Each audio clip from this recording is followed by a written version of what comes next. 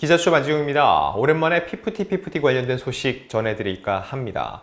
자, 최근까지 이 경찰 수사 결과를 계속 말씀드렸죠. 속속 결과가 발표되고 있습니다. 일단 더 기버스 안성일 대표는 업무방해, 전자기록 등 손괴에 대한 혐의에 대해 경찰이 혐의가 있다고 보고 검찰에 송치했습니다. 이어 횡령 혐의까지 검찰로 넘겨졌죠. 자, 또 PPT의 전 멤버 3인이 고발했던 전홍준 대표의 배임 건에 대해서도 이거 역시 경찰이 불송치, 즉 혐의 없음 처분을 했습니다.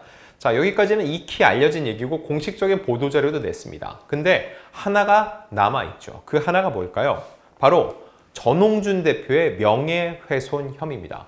이거는 전홍준 대표의 명예를 훼손했다는 게 아니라 전홍준 대표가 내 명예를 훼손했다면서 고소한 사건입니다.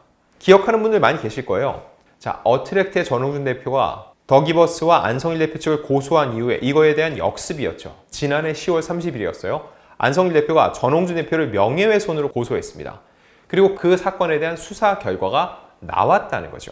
자, 결론부터 말씀드릴게요. 전홍준 대표는 무혐의, 즉 혐의가 없다는 처분을 받았습니다.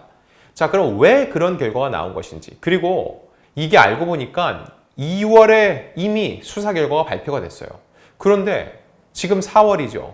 거의 2달 가까이 이 부분에 대해서는 전홍준 대표나 어트랙트가 공식 보도자료를 내거나 입장을 밝힌 적이 없습니다. 그 이유는 무엇일지, 더 나아가서 경찰 수사는 여기까지 왔는데 과연 검찰 단계의 조사 그리고 재판은 어떻게 진행되는지, 재판도 하나가 잡혔거든요. 그 내용도 다시 말씀드리겠습니다. 자, 그럼 일단 이 명예훼손, 어떤 이유로 명예훼손으로 고소를 했을까요? 지난해 10월 30일입니다. 안성일 대표가 고소장을 넣었는데 그때 국내 10대 로펌 중 하나죠. 화우를 선임했습니다. 그때 화우가 냈던 입장문이 있습니다. 그 내용을 보면 더 기버스와 안성일 대표 등은 전홍준에 대해 허위사실 적시 명예훼손 혐의에 관한 고소장을 접수한다.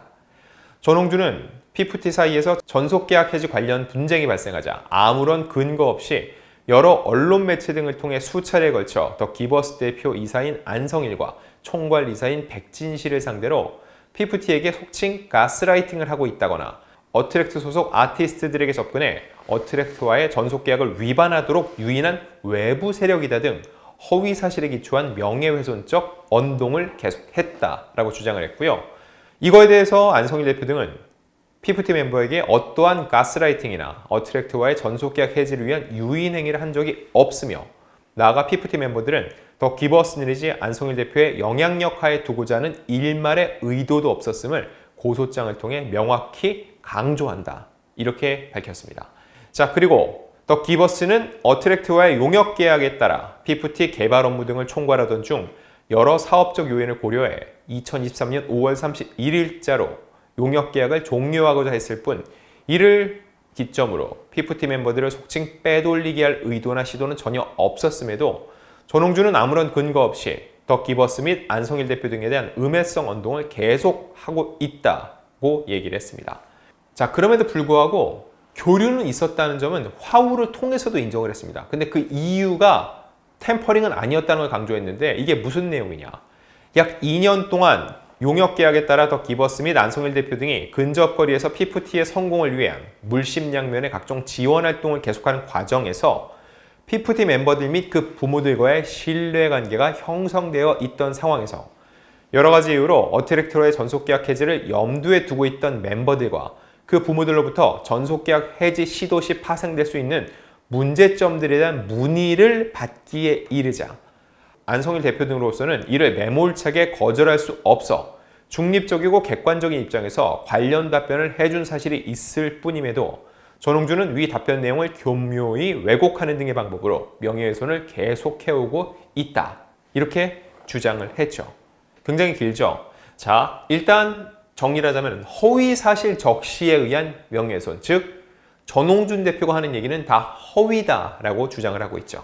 그리고 근본 고소는 전홍준에 대한 명예훼손 혐의에만 국한하였으나 향후 업무적 피해 등을 점검하여 전홍준에 대한 무고와 업무방해 고소를 추가할 가능성이 있다, 이런 내용도 있었습니다. 무고죄, 상당히 큰 죄입니다. 죄가 없는 사람한테 죄를 덮어 씌우려는 거기 때문에 징역형이 될 수도 있어요. 초범임에도 불구하고요. 자, 그런데 무고와 업무 방해에 대해서 결국 전홍준 대표 측에게 고소장이 접수됐을까요? 제가 어트랙트 쪽에 확인을 해봤는데 그런 소장은 받아본 적이 없다고 합니다. 왜일까요?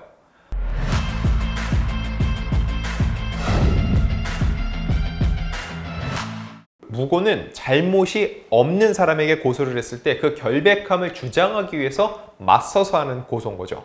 그런데 전 대표는 명예훼손 혐의가 어떻게 됐다고요? 무혐의입니다. 즉, 전 대표는 안성일 대표와 더 기버스의 명예를 훼손한 적이 없다는 게 경찰의 판단입니다. 반면 안성일 대표는 전 대표가 고소한 내용으로 혐의가 있음으로 해서 검찰에 송치가 됐어요. 이렇게 놓고 봤을 때 과연 무고를 주장할 수 있을까요? 즉 무고는 아예 성립조차 할 수 없는 상황이라는 거죠. 만약에 전홍준 대표도 명예훼손으로 검찰에 송치가 됐다. 이 경우에는 안성일 대표가 추가적인 고소, 즉 무고까지 갈 수도 있던 상황으로 보입니다. 자, 제가 그래서 경찰의 답변이 어땠는지 확인을 했습니다. 이 사건이 접수된 건 지난해 10월 30일이었어요. 근데 서울 강남경찰서에 접수된 귀하의 사건에 대해 불송치 결정하였습니다. 불송치는 즉 혐의 없음이죠. 이는 증거 부족 또는 법률상 범죄가 성립되지 않아 처벌할 수 없다는 결정을 뜻합니다. 자, 그런데 여기서 궁금해지는 거. 굉장히 핵심적인 내용 중에 하나인데 전 대표는 이 결정을 2월 13일에 받았거든요. 근데 왜 곧바로 알리지 않았을까요? 지금 거의 2달이나 지났죠. 전 대표는 본인을 둘러싼 명예훼손 소송은 이 사건의 본질이 아니다. 본질은 따로 있다라고 생각을 했다는 겁니다. 이 사건의 주체는 전 멤버 3인 그리고 더 기버스 안성일 대표 등이 되어야 되지 내가 먼저 드러나는 게 의미가 없다는 거예요. 내가 죄가 없다. 명예를 훼손하지 않았다. 이게 백날 알려지는 게 본인 입장에서 득될 것도 없고 그게 우선하는 걸 원치 않았다는 거죠. 자, 그리고 그 시기가 중요합니다. 2월 13일 날 무혐의 결과를 받았다고 말씀드렸죠. 그리고 사흘 후 2월 16일에 안성일 대표가 업무방해, 전자기록 등 손괴 혐의로 검찰에 송치됐다는 것을 어트랙트가 알렸습니다. 그리고 약 일주일이 지난 2월 23일, 이번에는 횡령 혐의로도 검찰 송치됐다고 추가로 알렸습니다. 보세요. 2월 13일, 2월 16일, 2월 23일. 사실 작년 6월, 7월에 고소한 사건인데 너무나 오래 걸린다라는 사람들의 성토가 있었는데 결국 경찰에서 이걸 하나로 좀 같이 본 것 같아요. 이 사안이 다 맞물려 있기 때문에 맨 처음 고소한 사람의 고소가 혐의 없음으로 그냥 끝나버리면은 반대쪽 사람은 죄가 없다는 게 입증이 된 거죠. 그러니까 다 맞물려서 봤기 때문에 비슷한 시기에 다 결과가 나온 것으로 보입니다.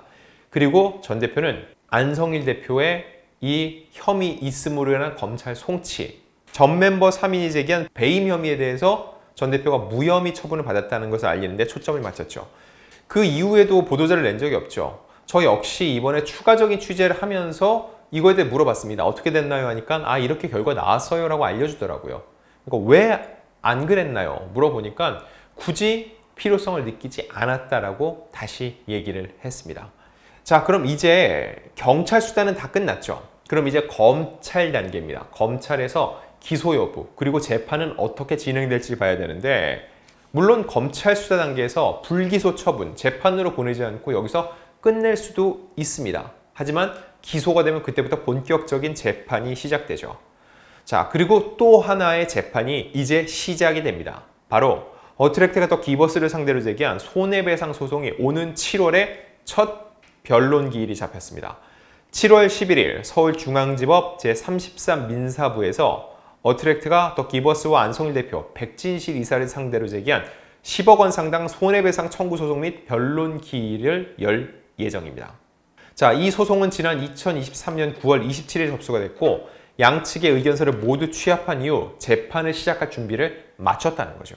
이번 소송을 제기한 어트랙트가 이 청구한 소장에 따르면 안 대표와 백 이사는 어트랙트가 체결한 업무 용역 계약상의 의무를 위반했을 뿐만 아니라 원고의 업무를 방해하고 원고를 기망하거나 원고의 이익에 반하는 배임적인 행위를 함으로써 원고에게 재산상 피해를 입혔다고 주장을 하면서 10억 원의 손해배상을 청구한 거죠.